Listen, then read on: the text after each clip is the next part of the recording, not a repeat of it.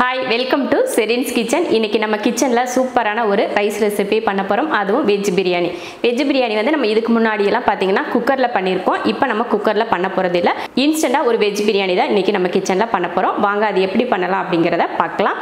First rice வேக வைக்கிறதுக்கு இந்த டம்ளர்ல ஒரு டம்ளர் பாஸ்மதி அரிசி 20 நிமிஷத்துக்கு மேலயே ஊறிட்டு இருக்கு. இதை தான் இப்ப வேக வச்சு எடுக்க போறோம். இப்போ ஸ்டவ் ஆன் பண்ணிக்கலாம். முன்னாடியே நான் வந்து ஒரு பாத்திரத்தில் தண்ணி ஊற்றி வச்சுருக்கேன். இதில் ஒரு 3/4 பாத்திரம் அளவுக்கு தண்ணி ஊற்றி வச்சுருக்கேன். ஏன்னா ரைஸ் வந்து கொஞ்சம் நல்லா வேகணும் இல்லையா, அதுக்காக கொஞ்சம் தண்ணி அதிகமாகவே சேர்த்துருக்கேன். ஒரு அகலமான பாத்திரமாக எடுத்துக்கோங்க. தண்ணி கொதிக்கட்டும், அதுக்கப்புறம் அரிசி சேர்த்துடலாம். இப்போ தண்ணி கொதிக்க ஆரம்பிச்சிருச்சு. அரிசியை இதில் சேர்த்துக்கலாம். அரிசியை ஊற வச்சு இந்த மாதிரி சேர்த்துக்கோங்க. ஊற வச்சா தான் சாதம் வந்து சாஃப்டாக இருக்கும், இல்லைன்னா ஒரு மாதிரி குச்சி மாதிரி இருக்கும். அரிசி போட்டதுக்கப்புறம் இதில் வேறு அந்த பட்டை கிராம்லாம் போடுவோம் இல்லையா, அதெல்லாம் போட தேவையில்லை. வெறும் எண்ணெய், ஒரு ஸ்பூன் எண்ணெயும் கொஞ்சம் உப்பு மட்டும் சேர்த்துக்கிட்டால் போதும். ஒரு ஸ்பூன் அளவுக்கு எண்ணெய் சேர்த்துக்கோங்க. அப்புறம் உப்பு எல்லாம் போட்டு விட்டாச்சு. அரிசி போட்டாச்சு. உப்பும் எண்ணெய் மட்டும்தான் அதில் சேர்த்துருக்கேன். அதே போல் அரிசி வேக வைக்கிறது வந்து நல்ல குலைவாக வேக வைக்கக்கூடாது. நம்ம ஃப்ரைட் ரைஸ்லாம் பண்ணுறதுக்கு வேக வைப்போம் பார்த்தீங்களா, அந்த மாதிரி 3/4 பக்குவத்துக்கு வேக வச்சு எடுத்துக்கலாம். இப்போ ஒரு 3லேருந்து ஒரு 4 நிமிஷம் கிட்ட வெந்துக்கிட்டால் போதும். அதுங்களே ரெடி ஆயிரும். அதுக்கப்புறம் எடுத்து வச்சுட்டு நம்ம தாளிச்சிக்கலாம். ரைஸ் வேக வச்சு வெந்துருச்சு பாருங்கள். இந்த அளவுக்கு வேக வச்சு எடுத்திருக்கேன். ரொம்ப குலைவாக வேக வைக்கக்கூடாது. இந்த அளவுக்கு வேக வச்சுக்கிட்டால் போதும். இப்போ இதை இறக்கி வடித்து எடுத்துக்கலாம். இப்போ அடுப்பை ஆஃப் பண்ணிடலாம். அடுப்பை ஆஃப் பண்ணிவிட்டு இந்த தண்ணியை வடிச்சிட்டு தனியாக ரைஸை மட்டும் தனியாக எடுத்துக்கலாம்.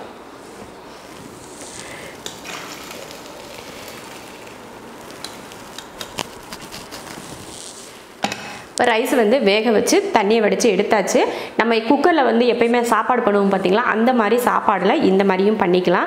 நான் வந்து பாசுமதியில் பண்ணால் நல்லாயிருக்கும் அப்படின்றதுக்காக தான் வேக வச்சு எடுத்திருக்கேன். நீங்கள் வீட்டில் நார்மலாக எப்போயுமே சாப்பாடு பண்ணுவோம் பார்த்தீங்களா, அந்த மாதிரி ரைஸில் கூட இந்த மாதிரி இன்ஸ்டண்ட்டாக வெஜ் பிரியாணி நீங்கள் பண்ணிக்கலாம். இப்போ வந்து ஸ்டவ் ஆன் பண்ணி தாளித்து விட்டுறலாம். இந்த மாதிரி ஒரு பாத்திரம் வச்சுக்கோங்க, இல்லைன்னா கடாய் கூட நீங்கள் வச்சுக்கலாம். இப்போ இதில் எண்ணெய் ஊற்றிக்கலாம். எண்ணெய் காஞ்சதுமே 3 துண்டு பட்டை, 3 கிராம்பு, 3 ஏலக்காய், அப்புறம் கொஞ்சம் பிரிஞ்சலை, அடுத்து ஒரு பெரிய வெங்காயத்தை நீளவாக்கில் கட் பண்ணியிருக்கேன், அதையும் சேர்த்துக்கலாம். பச்சை மிளகாய் 3. இப்போ இதை வதக்கிடலாம். நல்லா பொன்னிறமாக வர வரைக்கும் வதக்கிக்கோங்க. வெங்காயம் இந்த அளவுக்கு நல்லா பொன்னிறமாக வதங்கினதுக்கப்புறம் தக்காளி சேர்த்துடலாம். ஒரே ஒரு தக்காளி, அப்புறம் புதினா மல்லித்தலை, காலிஃப்ளவர் கொஞ்சம். காய் வந்து உங்கள் விருப்பத்தை பொறுத்து சேர்த்துக்கோங்க. காலிஃப்ளவர், கேரட், அப்புறம் பீன்ஸ். அடுத்து பச்சை பட்டாணி நான் உப்பு போட்டு வேக வச்சு எடுத்திருக்கேன், அதையும் சேர்த்துக்கிறேன். காய வைக்காத பட்டாணியாக இருந்தால் நீங்கள் அப்படியே சேர்த்துக்கலாம். காஞ்ச பட்டாணியாக இருந்தால் ஊற வச்சு இந்த மாதிரி வேக வச்சு சேர்த்துக்கோங்க.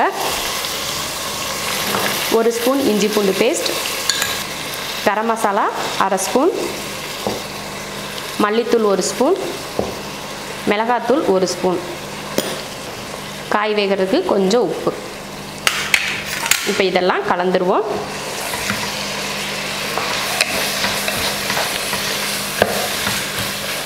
இதெல்லாம் கலந்து விட்டுருங்க நல்லா. இது போல் நல்லா எண்ணெயில் 2-3 நிமிஷத்துக்கு இந்த மாதிரி கலந்து விட்டுக்கோங்க. அடுத்து ஒரு 2 ஸ்பூன் அளவுக்கு தயிர், அடுத்து 1/2 லெமனை புழிஞ்சுக்கோங்க. தயிரும் லெமனும் ஊற்றிட்டு நல்லா கலந்துருங்க.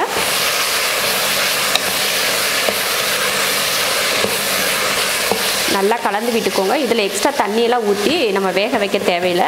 ஏன்னா கேரட், பீன்ஸு, அப்புறமா காலிஃப்ளவர்லாம் வந்து சீக்கிரமாக நம்ம வதக்குறதுலேயே வெந்துடும். அதனால் அதிகமாக தண்ணி ஊற்றியெல்லாம் வேக வைக்காதீங்க. அப்படி வேகாது அப்படின்னு தோன்றப்போ உங்களுக்கு நம்ம கையில் 2 கையளவுக்கு தண்ணி சேர்த்துக்கோங்க. இல்லைன்னா டம்ளர் எடுத்துக்கிட்டிங்கன்னா ஒரு 1/2 டம்ளர் தண்ணி அளவுக்கு சேர்த்துக்கோங்க. அளவுக்கு அதிகமாக சேர்க்க வேணாம். பாருங்கள், தண்ணி ஊற்றி இந்த அளவுக்கு தான் தண்ணி இருக்கணும். நிறைய தண்ணி ஊற்றிடக்கூடாது. பட்டாணியெல்லாம் கூட நம்ம வேக வச்சு தான் சேர்த்துருக்கோம், அதனால் அளவுக்கு அதிகமாக தண்ணி தேவையில்லை. உப்பு மட்டும் பார்த்துட்டு சேர்த்துக்கோங்க. நம்ம ரைஸில் உப்பு போட்டு தான் வேக வச்சுருக்கோம், அதனால் இதுலேயும் கொஞ்சம் உப்பு பார்த்துட்டிங்கன்னா சரியாக இருக்கும். முதல்லையே நம்ம காய் வேக வைக்கிறப்போ உப்பு போட்டோம் இல்லையா, அதனால் அந்த உப்பே போதும். பத்தலைனா மட்டும் லாஸ்ட்டில் கொஞ்சம் உப்பு சேர்த்துக்கோங்க. இது ஒரு 2 நிமிஷத்துக்கு வேகட்டும். அதுக்கப்புறமா நம்ம ரைஸ் சேர்த்துக்கலாம். காய் நல்லா வதக்கி விட்டு நல்லா வெந்துருச்சு. இப்போ இதில் நம்ம வேக வச்ச அரிசியை சேர்த்துருவோம்.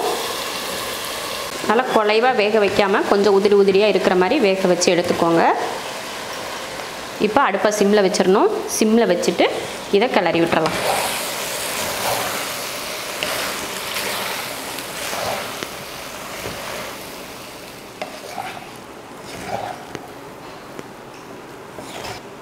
இந்த மாதிரி கலந்து விட்டாச்சு.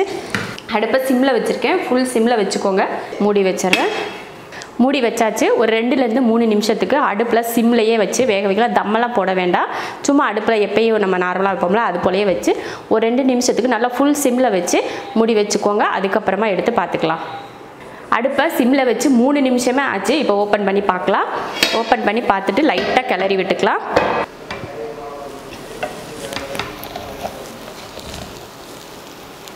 சூப்பரான ஒரு பிரியாணி ரெடி ஆயிடுச்சு பாருங்கள்.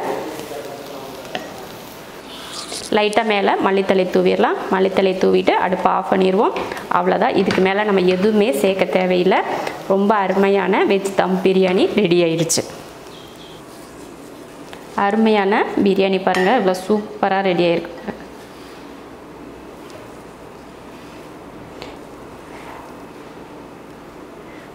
அருமையான வெஜ் தம் பிரியாணி இன்ஸ்டண்ட்டாக ரெடி ஆயிடுச்சு. நீங்களும் இது போல் வெஜ்ஜில் தம் பிரியாணி செஞ்சு பாருங்கள். ரொம்ப ரொம்ப அருமையாக இருக்கும். இதுக்கு வந்து நாங்கள் வந்து தயிர் பச்சடி தான் வச்சுருக்கோம்.